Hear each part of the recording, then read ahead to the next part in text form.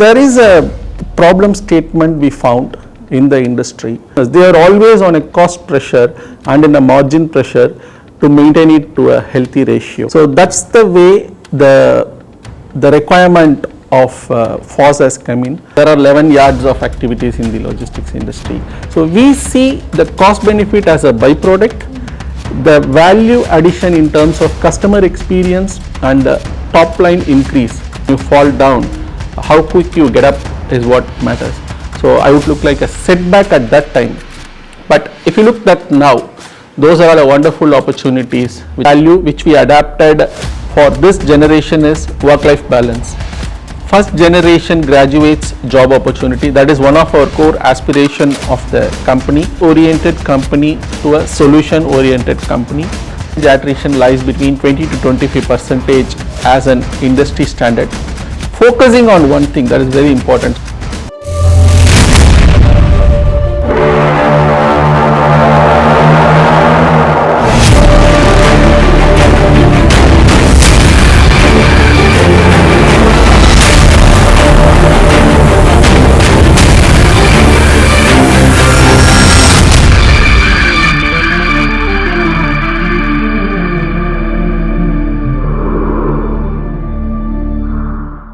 Welcome to Logistics Spotlight, where we bring you inspiring stories and insights from leaders who drive the logistics industry forward. Today, we have Mr. Tanigewil, CEO, FOS Desk. Sir, thank you so much for being with us today and sharing your valuable time and insight with our audience. Logistics isn't just about movement of goods. It's the backbone of global trade. It's a field of innovation and is a hub for solving dynamic solutions. In today's episode, we'll explore the crucial role of a logistics BPO service provider in helping their clients optimize time and cost. Let's dive straight in and hear from the start of today's Logistics Spotlight. What inspired you to venture into logistics BPO industry? Was there any specific moment or experience that led you towards this? Honestly, I was not chosen by, I wasn't picked up logistics. Logistics picked up me, and I was brought up from a typical South Indian middle class family, where we are not having a background to someone guide you to focus on a profession course or to focus on a specific academy which can brought you a career. So I just did an arts and science graduation, and I was on the streets looking for the jobs, and got the job in shipping industry in P&O Lloyd during 2003, and that's how I got into the shipping and logistics industry. So to answer your question, I haven't picked up logistics industry got picked up me. So I was a accidental logistician, I would say that way. Can you share the story behind the inception of your company? Was there any challenges in the early stages and how did you overcome them? There is a problem statement we found in the industry. For an instance, many logistics companies today are facing a tremendous cost pressure because of the increased inflation and the margin reductions. As we know, the freight prices are crashing at times. It is all seasonal. Sometimes it goes up, sometimes it goes down. The payroll cost, the all other cost, it always keeps going on. So, and also the competition is day by day increasing. As a logistics companies, CEOs or owners, they are always on a cost pressure and in a margin pressure to maintain it to a healthy ratio. On other hand, they could see in setups like how Maersk, CMA, CGM, kind of a big players, the way they operate. So the way they operate is they already offshored. They are like people light asset models, I would say that way. So they already offshored all non-customer facing activities, and they all set up their offshore units. And the small to medium time logistics players look at those models, and actually they wanted to implement that in their own entity. But the challenge comes is they wanted to do, but they lack the know-how of how to do, because these big players, they got a muscle power and people strength and time to execute this over a period of time. But small to medium sized logistics companies, though they wanted to do that model, they know this is the model for the way forward, they struggle to execute that because that gap is there. So we see this as a problem statement. So we been in freight forwarding industry for the past 20 years, we involved in various migrations. So we have the know-how of how to plan the migrations, how to get it done. That will help the CEOs of the logistics companies to manage their cost. So that's the way the requirement of FOSS has come in, and that's how we are here today. What are primary benefits of utilizing outsourcing services? The straightforward answer everybody will get is cost benefit. Everybody thinks an outsourcing is primarily for cost advantage. They treat this as a labor cost arbitration model. But if you look at in the reality, we say that is out of scope at all. The cost benefit is out of scope. The model we propose is keep sales, customer service kind of a role in the branch, outsource rest all other activities to us, like documentation, accounting, finance, track and trace, so and all. There are 11 yards of activities in the logistics industry, which are all seated in office and execute, where you may not actually add value to the customer. So we say we manage that activity. By that way, the benefit comes is the resources in the front end, that is in the branches in those geography locations, can focus on revenue generation, which is the major challenge in the world. So they can focus on targeting the new sales, deep sales their customers, and look out for new opportunity in the market. Number one.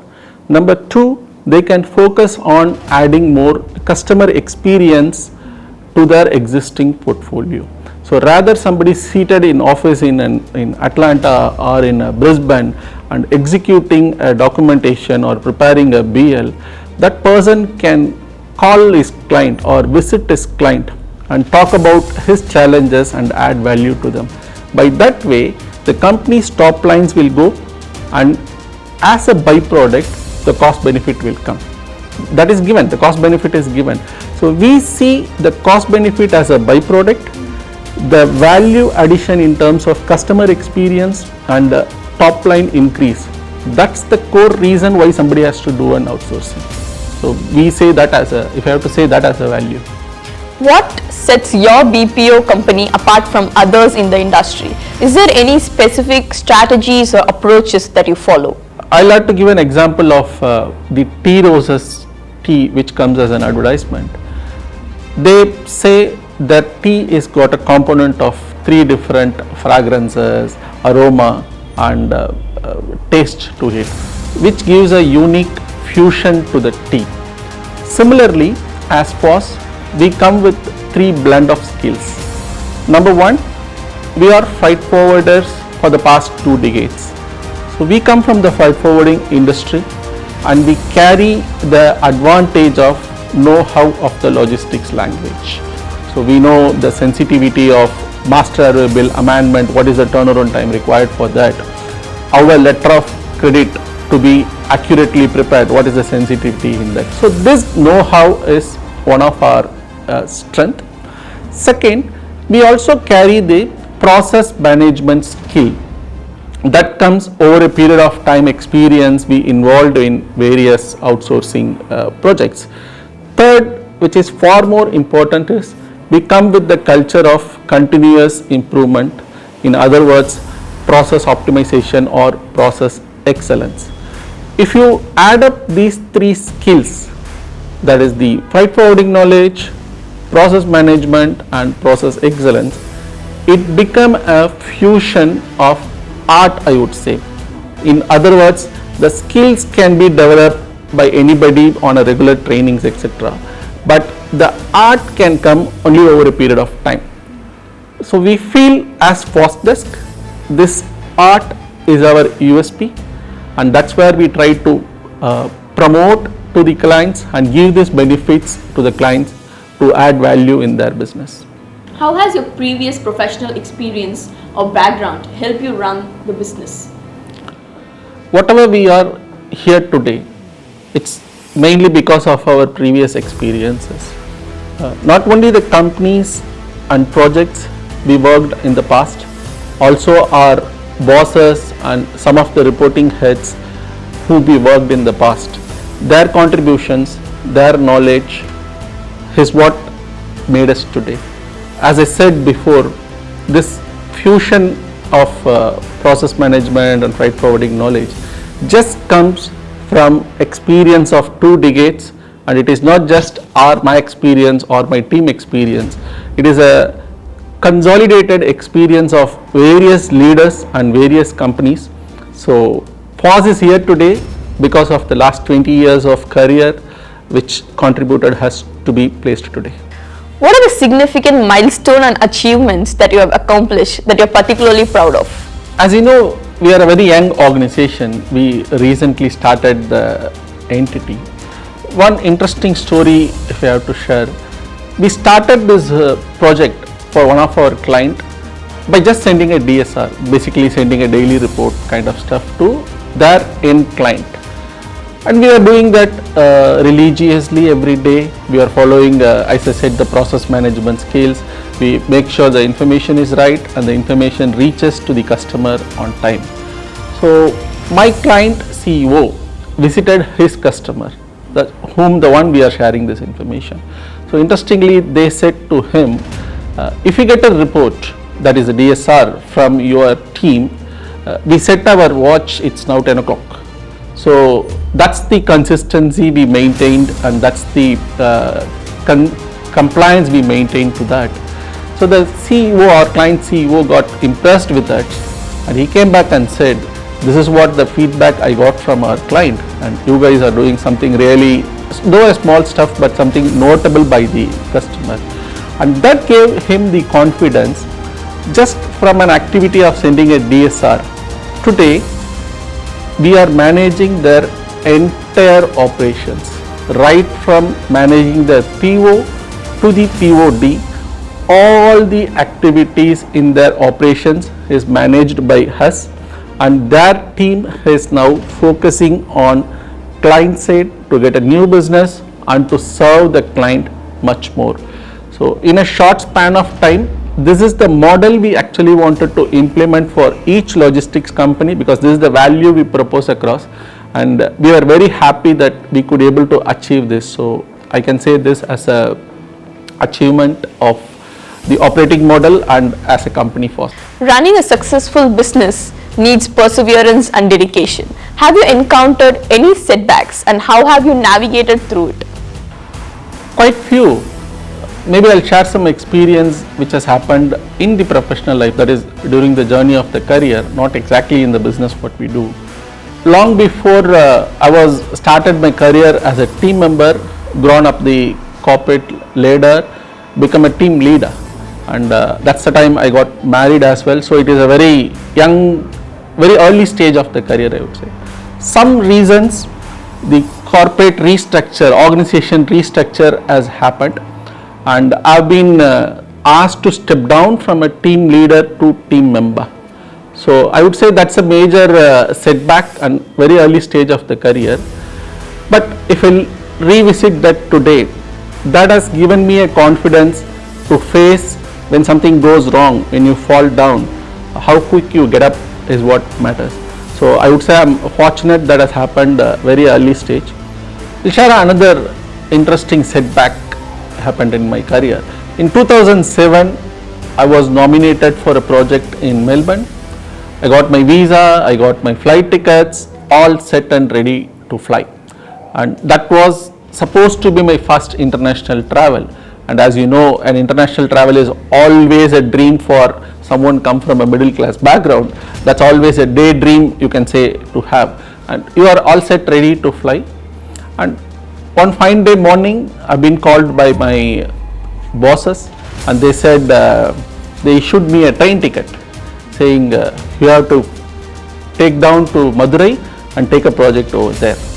So I was the one, I used to tell this as a joke with my friends, I was the one who got a visa to fly to Melbourne but got a train ticket to board to Madurai.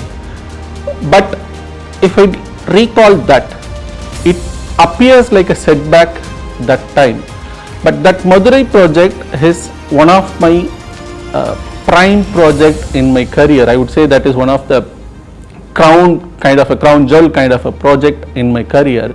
We started that with about 9 headcounts, and we grew that center to about 125 headcounts over a period of 3 years.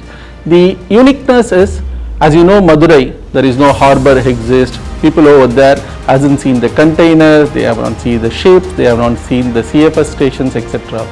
And for a company like Agility, which used to be one of the top 3, top 5 companies that time, for a size of that kind of company, setting up a back office in a tier 2 city in Madurai, those times there is no tier 2 city operations. Nowadays that's a more, many companies do that, but we were one of the pioneer at that time. For such a big operations, setting up that kind of an activity in a tier 2 city and growing up that, scaling up that in a very short span of time is phenomenal, and that gave me a lot of identity, and that gave me a lot of insights to people management. And in fact, whatever we do today, that particular project contribution is a significant one. So yeah, at times if you look at in rear view mirror now, those looks like challenge or those look like a setback at that time. But if you look at now, those are the wonderful opportunities which has created. As a founder, what core values and principles has been an integral part of your success? We work on 3 core values. Number 1 is client first. We put client as our primary module or primary person in our whole business model. So client first is our core module. We work for client, we look at their needs, and we were there to add value to their business. So client first is our core value. Interesting, followed by employee foremost. So clients and employees are our 2 eyes and assets. So when it comes to the employees is foremost. The third, I feel FOSS has got a unique value which we adapted for this generation is work-life balance. In many organizations we have been reading out the articles, the work-life balance is always a challenge. So we take that as one of the values, not just taken that as a value to put it in a presentation or just put it in a posters. We have some policies backed up by the values where the work-life balance is practiced in the reality as well. How do you stay updated and adapt to the evolving trends and technologies in the logistics industry? And how do you make sure that your company is innovative and competitive? Yeah, as I said, continuous process improvement and process optimization is one of our core strengths. So we were very sensitive to the technology in the market. We were aware of the upcoming artificial intelligence, machine learning and various other workflows and other optimizations which is happening in the logistics industry. But historically, if you look at logistics industry is one of the legacy industry, I would say, which adapts the technology in the last. So usually the bankings or insurance kind of a companies adapts the technologies very fast. Logistics industry usually takes some time because it is more of a people driven business rather a technology driven business. It adapts, but it takes some time. So we were sensitive to that. We were absorbing the progresses of the technologies. We feel some of them are at the early stage, but it's not far away to rock the boat, and we are retuning our cultures and our strategies to adapt those technologies when it comes to a usable stage. To give an example, after reaching out to a certain sizable organization, we were currently freight outsourcing services. The FOSS full form is freight outsourcing services. We wanted to transform as freight outsourcing solutions. So where the technology will play a major role as part of an organization rather just a service industry. Looking ahead, what are the future plans and aspirations do you have for your Logistics BPO? Do you have any upcoming project or goals? We have sequel of projects upcoming for the year 2025. Our one of the aspiration is we wanted to give first generation graduates job opportunity. That is one of our core aspiration of the company. So we will be continue to looking for the candidates and giving a placement opportunities.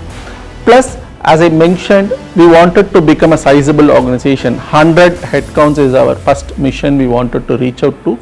Once we reached that stage, we wanted to transform from a service oriented company to a solution oriented company.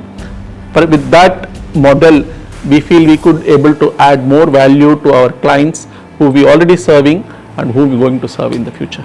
It's a very good concept that you said, that you are looking forward to give more job opportunities for the first generation. That's very good. What specific market do you primarily focus on, and what are the decisions that contributed to it? Yeah, currently we are focused mainly on the developed countries, that is US, Europe, part of Latin American countries, Canada and Australia.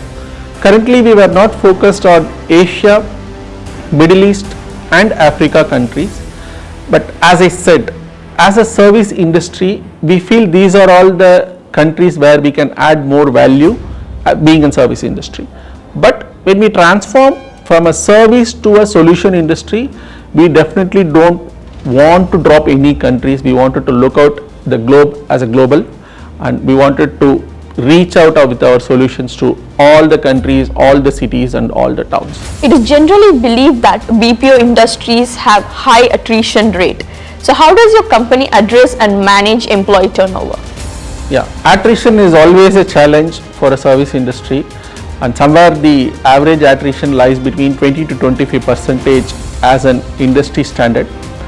Our target is to keep that less than 5%, and we were at the upper limit of single digit, say 8-9% as an attrition as we speak. Though it is a healthy attrition rate if you have to compare that with the industry standard, but still we don't want to stick on or be happy about what we achieved. We constantly want to improvise that, and it may not be possible, but zero attrition is what our end state purpose to achieve. The way we approach to that is, as I said, work culture, the work-life balance is one of our core value system, which is one of the expectation of many people who are joining us. So we provide a lot of policies which are supporting the work-life balances, so that helps us to manage the attrition. Beyond all this, career growth is one of the key component where people like to stay with the companies. In FOSS, if you take the management layer, we believe in the organic growth, right, including our vice president till the team leader, manager, senior manager. The entire management layer we got in FOSS or sometime in the back in the past joined us as a team member or joined us as a fresher. So over a period of time, they grown up the corporate ladder step by step, and today they are all in a senior manager positions. So some of them are been with us in the projects for the last 10 years, 15 years. So that's the culture we adapt, and career growth and providing a very positive work environment and giving a very competitive work-life balance environment is what our strategies to maintain the attritions better. I think that's the beauty of BPO industry. The person joins as an employee and becomes a family in the company. How do you prioritize customer satisfaction, and how do you build long-term relationship with clients? We won't prioritize client satisfaction. As I said in our value, client first is what our priority. Client is what nucleus of our business model. We are there for them.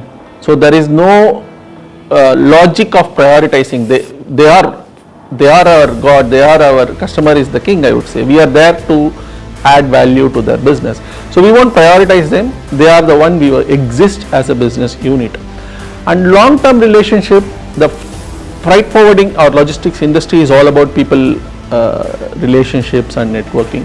We strongly believe helping out the customers, addressing their pain points and keep on adding value to their business can help you to build a long-term relationships, and that is one of our strategy. And all our clients, and in previous example, as I said, where we started from a DSR to manage the operations, that just came from the relationship we built with our client, and we feel the bottom line to that is our value system, which is the client first approach. Is there any particular book that has a profound impact on your career or leadership style? quite a few are there. If I have to give one specific reference, as you know, the process management skills come from the discipline. The discipline comes from the habit. That's the core success of having a process management. It all boils down to the discipline. And to have a right discipline, your habits are very important. So in that context, I feel Atomic Habit as a book which I read through helped out a lot. It not only helps you to develop the good habit, what's more important is it also reminds us to revisit your habit, what is being developed over a period of time, and improvise that. And if you look at our strength, process management, nothing but discipline. Continuous process improvement is nothing but keep revisiting what we do and make it better. So that fits to the business as well. So I feel Atomic Habit as a book which is helpful for me to run this kind of a business model. What steps do you take to maintain a healthy work-life balance? As I said, work-life balance is integral part of FOSS. It is our value system. We don't treat that as a separate. We have a lot of policies associated which helps the work-life balance. An example, we give the privilege leaves as a mandatory. Everybody in our organization, including myself, has to take 5 days of privilege leave once in a quarter. So if you add up the Saturdays and Sundays, it technically runs to a 10 days of leave. And we also try to ensure in that period not trying to give them a call or even trying to write them an email. And if at all we landed up in doing this, just as a in-house culture, we give them the chocolate. For every call we make, we give them a chocolate. Every mail we send, we give them a chocolate, just to ensure we keep on sticking to that habit. Likewise, we have quite a few policies which helps the work-life balance as part of integral culture of the company. We don't want to see that as a separate stuff. It should be part and parcel of the company, and that's one of the core value, I would say, we always wanted to promote. What is your perspective on recruiting and employing fresh graduates to the industry? Oh, that's our core aspiration, I would say. We are here today, someone has trusted us and given us an opportunity in the past, otherwise we would have not been here today. So we as a FOSS, we feel 60 to 70% of our team comes from the fresh graduate background. So we recruit them, we put them into incubation, we train them for 6 months. We don't directly put them into the production, we train them for 6 months, we invest on their training, we take help from the institutions to support their training. So we make them cultured, trained and fit to execute the job, and then we put him into the production. So we are a big believer of the fresh graduates, specifically the new generation graduates who comes from a tier 2, tier 3 cities. The aspiration they got to grow in the career is phenomenal. They got the fire in the belly. So those are all the kind of talents we wanted to keep as an asset and grow along with the organization. What is your advice to the professionals who aspire to become entrepreneurs in this industry? Focusing on one thing, that is very important. So if you are doing a particular activity, your focus has to be on that. And secondly, trying to do that as a best. If I have to clean this chair, I'll have to give my complete focus and do it in such a way that someone should feel and ask who did the cleaning of this chair. So it has to be done to that leveling and detailing. I think if we can do that, it applies to every individual. We could be able to do better in our career for sure. So I don't say this as an advice, but just as a tip or kind of what I used to practice. That brings us to the end of an episode in Logistics Spotlight. A heartfelt thanks to Mr. Thanigaivel for sharing his expertise and giving us a deeper understanding of Logistics BPO industry. Thank you, sir. Thank you so much. If you found this video inspiring, then give us a thumbs up, and also don't forget to subscribe our channel for more such inspiring content from the industry experts. Also, don't forget to drop your questions and thoughts on the comment box, because we love hearing from our viewers. To stay informed and inspired, sail with us in this journey.